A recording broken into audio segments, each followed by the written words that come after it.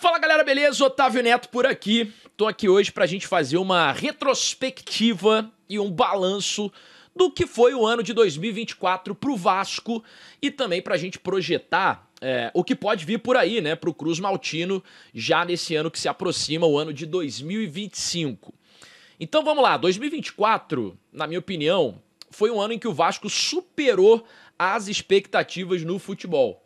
Principalmente se a gente levar aí em consideração o contexto que o clube se inseriu nesse ano, né? E aí eu não preciso nem entrar muito em detalhes. É de se comemorar que o Vasco tenha tido um 2024, entre aspas, tranquilo dentro de campo. Uma SAF que ruiu financeiramente, um associativo que precisou reassumir o controle do futebol e uma série de incógnitas que tomaram conta aí do cenário do time, já que o esperado aporte, né, de 270 milhões, que cairia em setembro, estava tudo planejado para isso acontecer, simplesmente esse dinheiro não existia, assim como não existiu, né? Com isso, caras, não dava pra gente saber qual seria a capacidade do Vasco de arcar com os salários, com os custos do time durante todo o restante do ano, de toda a temporada, qual seria o poder de investimento na janela de transferências da metade do campeonato, que foi tão importante lá em 2023 e foi tão abaixo, a gente viu, nesse último ano. Dito isso, acho que desenhado esse panorama, o Vasco teve 3 trocas de treinadores durante o ano, teve a saída do Ramon Dias e do Emiliano, algo que já era insustentável, depois daquela goleada em São Januário para o Criciúma por 4-0. Teve o devaneio, que foi a passagem relâmpago, e que mais parecia ali um presságio do apocalipse, durante o comando do Álvaro Pacheco. E teve o mar tranquilo, o mar mais organizado, que durou quase até a demissão do Rafael Paiva, já no apagar das luzes. Foi a solução caseira do Vasco que deu muito certo. Apagar das luzes ali do campeonato, ele foi embora já com um ano praticamente resolvido. E na minha opinião, assim, resolvido pro bem, tá, galera? O Vasco voltou a disputar uma semifinal da Copa do Brasil depois de 13 anos. Teve, inclusive, muito perto de chegar na decisão da Copa do Brasil. E terminou o Brasileirão no 10º lugar, fazendo 50 pontos no campeonato, garantindo uma vaga na Sul-Americana, algo que já não acontecia há 5 temporadas. Então, se a gente pegar tudo isso e botar no bolo, o saldo tem que ser considerado positivo. É óbvio. Você vai falar, pô, mas o Vasco tem que almejar muito mais. É óbvio. Isso é muito pouco pro Vasco. Tá muito abaixo da grandeza do clube, da instituição, dessa magnitude que o Vasco é, desse tamanho de torcida, de importância. Mas fato é, galera, que o Vasco atravessa uma das piores décadas, vou dizer assim, 2 décadas, né? 2 piores décadas da sua história, e isso não pode ser diminuído em nenhum momento. Mesmo que eu queira falar aqui uma outra coisa, eu tenho a responsabilidade profissional e jornalística de pontuar isso. Só para vocês terem uma noção do que eu tô falando, é um fato, tá? Que esse ano, 2024, o Vasco fez a sua 6ª melhor campanha em 19 edições que o Vasco disputou do Campeonato Brasileiro de pontos corridos nessa era de 20 clubes. Então, de 19 vezes que o Vasco participou da Série A, essa foi a 6ª melhor campanha, uma 10ª posição. É muito pouco e é bizarro se a gente levar em conta o tamanho que o Vasco tem, né? Acho que dá pra gente pensar num Vasco em evolução, tá? Há pouco tempo, o Vasco era um time que não dava pra você tirar absolutamente nada, não salvava nada, e agora existem pilares muito claros no time do Vasco, né? O ano do Léo Jardim, por exemplo, foi espetacular. Ele teve atuações decisivas, defesas que garantiram pontos, ele foi crucial nas 3 disputas de pênalti que o Vasco teve e se envolveu na Copa do Brasil.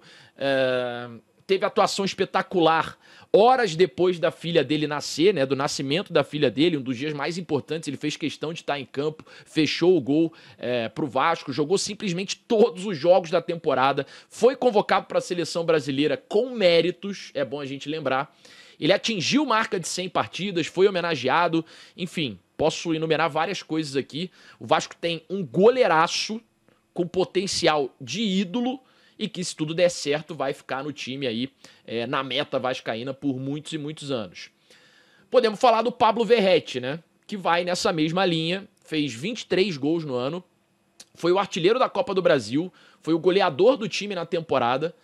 É um jogador sanguíneo pra caramba, que representa o que se espera de um capitão dentro de campo, com raça, com técnica, e que pode ter um ano de 2025 ainda mais especial se ele tiver um time melhor, né? Se ele tiver peças melhores dentro de campo, jogando junto com ele, a gente já viu do que ele é capaz. Podemos falar do Piton, cara. O Piton é um jogador que caiu de rendimento na reta final do ano. Caiu, como praticamente todo o time também. Acho que o time ficou defensivamente muito exposto, né? As lesões do Adson, do David, as contratações do meio de ano não reforçaram os setores que deveriam e o time caiu muito consequentemente com isso. Mas não dá para passar em branco o fato do Piton ter sido, pela segunda temporada consecutiva, o líder em assistências para um lateral no Brasil, o primeiro em passes decisivos, o primeiro em cruzamentos certos e ainda mais se tratando de uma posição que é tão carente, né? A lateral não tem opções assim no mercado, no mundo inteiro, não tô falando só de Brasil, não.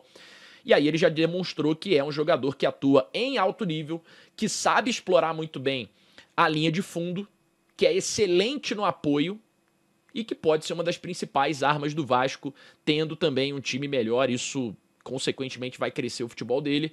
Ele é um especialista na arte de cruzar, e o Vasco precisa muito dele. Dá pra gente destacar outros jogadores? Dá, cara. Dá pra eu falar aqui do Coutinho, do Payet, que, pô, são dois jogadores extra classe. Muitos e muitos times gostariam de ter os dois. De quem até por isso a gente espera muito mais, é verdade. Pelo salário e pelo que a gente sabe que eles são capazes de entregar. Mas o Payet, já nesse ano, entregou muito, cara. Ele foi o líder do Vasco em assistências, o líder do time nesse quesito. Ele foi disparado o jogador com mais passes decisivos no ano dentro do Vasco.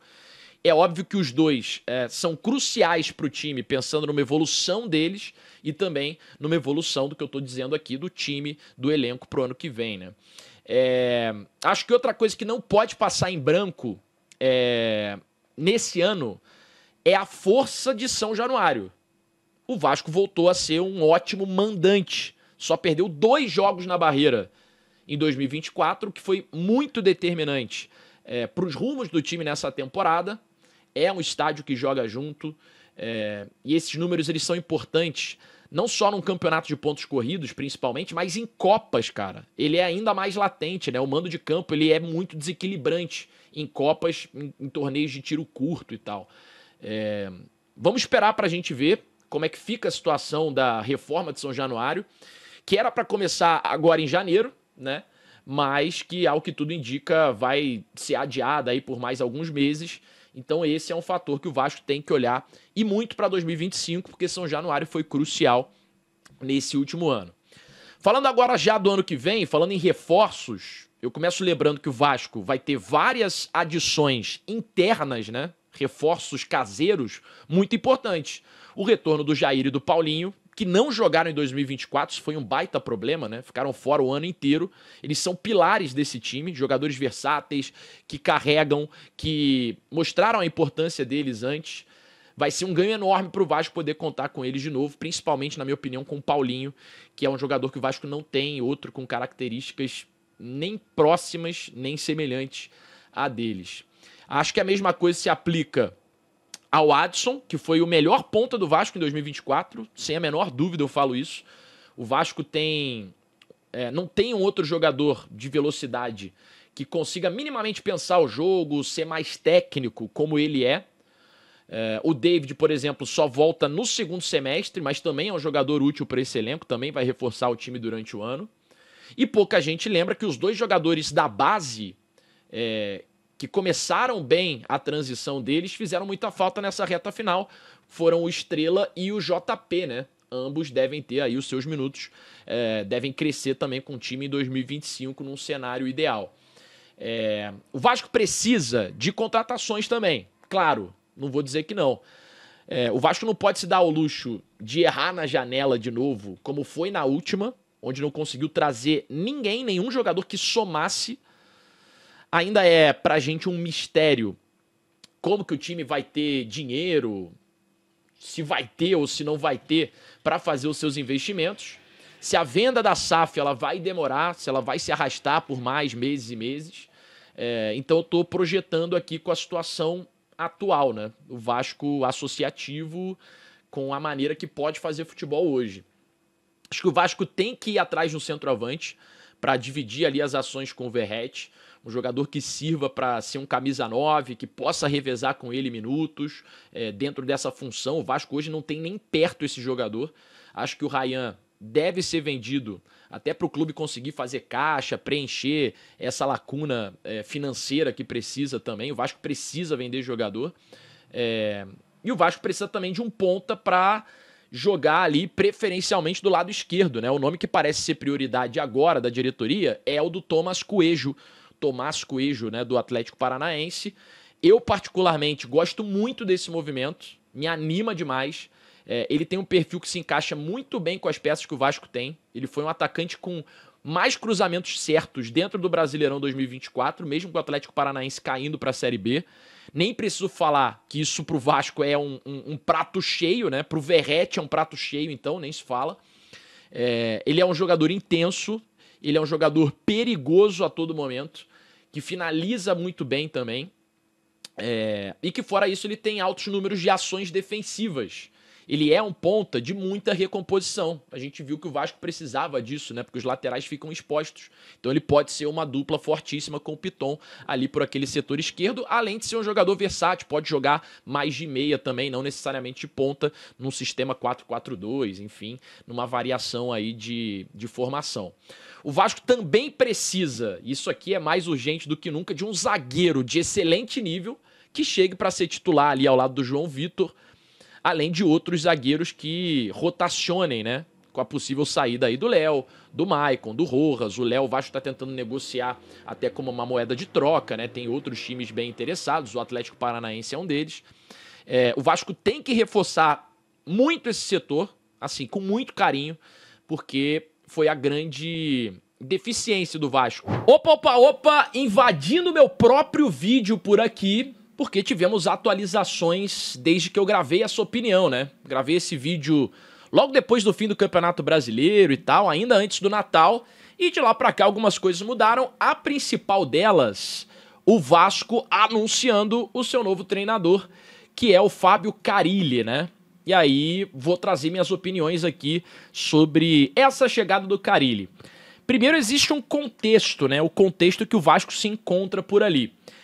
O Vasco tinha estipulado um teto salarial de 800 mil para buscar um treinador. E aí, nesse período, o Carille não era a primeira opção. O Vasco fez proposta pelo Renato Gaúcho, pelo Pedro Caixinha, conversou ali com o Antônio Oliveira. Eram técnicos de perfis totalmente diferentes, identidades de jogo também diferentes. Mas o Vasco tinha essa limitação financeira, né? Dentro de um ano em que o Vasco precisava de um técnico com uma multa rescisória baixa, pensando em eventualmente recalcular aí a rota num cenário de novos investimentos, caso consiga vender a SAF até o meio do ano, nos próximos meses, né? Fora isso, precisava ser um profissional que conhecesse o futebol brasileiro, sabendo lidar com esse calendário muito desafiador que a gente vai ter nesse próximo ano, agora nesse ano de 2025. Nesse cenário, o Carille, na minha opinião, chega em baixa, né?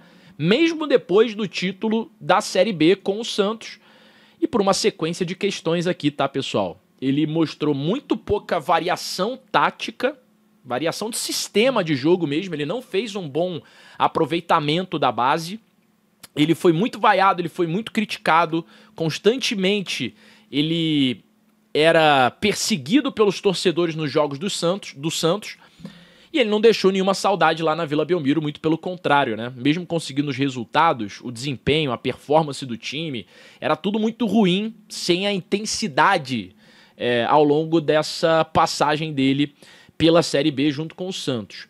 A minha opinião, vocês vão me perguntar, Otávio, o que você acha e tal? O Carille, ele não é um técnico que encanta, não vou dizer que como torcedor do Vasco eu tô feliz com a chegada dele, Não acho que ele vai mudar o nível do clube, chega para botar o Vasco em outro patamar e tal.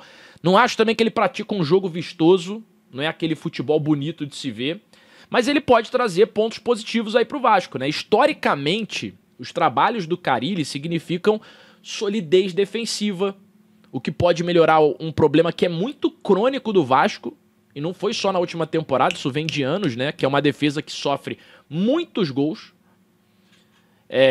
E aí a gente precisa debater se essa retranca do Carille é mesmo que o Vasco precisa, né? Eu acho que relativamente sim. No primeiro momento, o Vasco necessita de um time que compete, que pontue, que não seja defensivamente tão exposto aos seus adversários, e essa solidez vai extrair mais de jogadores que são fundamentais, que é o Verratti, que é o Coutinho, que é o Payet, que é o Paulinho Paula agora retornando, o próprio Jair, enfim, já falei sobre tudo isso também no vídeo, né? Os outros técnicos, com elencos melhores, provavelmente eles entregariam aí times de topo de tabela, de Libertadores e de outras brigas, né? De repente, aí sim, para mudar o patamar do Vasco. Só que esse não é o panorama, não é o cenário que o Vasco se encontra, entendeu? Um Renato Gaúcho no Vasco, por exemplo, a gente já sabe, a gente já passou por isso. O Grêmio dele tomou 50 gols no último Brasileirão. Imagina o Renato Gaúcho com esse elenco do Vasco, né? O Carille, ele é um cara que, bem ou mal, gostem ou não, admirem ou não, ele tem 54% de aproveitamento na carreira. É bem mais que todos os outros treinadores especulados, e o que historicamente garante aí top 5 de campeonato brasileiro. Já seria um baita salto pro Vasco, né? Sem falar que nesse ano, ele também quase foi campeão, em 2024, né? Do Paulistão. Tiraram bola lá em cima da linha e tal. Ele poderia ter sido campeão do Campeonato Paulista. Em pleno Allianz Parque, né? Enfim, tem altos e baixos aí. Acho que o Vasco precisa mirar em aumentar o nível do elenco agora, principalmente da sua zaga, que ainda não contratou ninguém, para um planejamento de um ano melhor, mais tranquilo e visando o que seria a meta do Vasco, que tem sido dito pela diretoria, conquistar a Copa Sul-Americana, né? É isso, meus queridos. Dei uma bela atualizada aqui no vídeo. Espero que vocês tenham curtido. Deixe seu like, deixe seu comentário, se inscreva aí no canal. Qualquer momento eu posso voltar. Siga-me lá também nas minhas redes sociais, onde eu falo muito de Vasco e de outros tantos assuntos também. Beijo nas crianças, tchau e benção. E eu fui!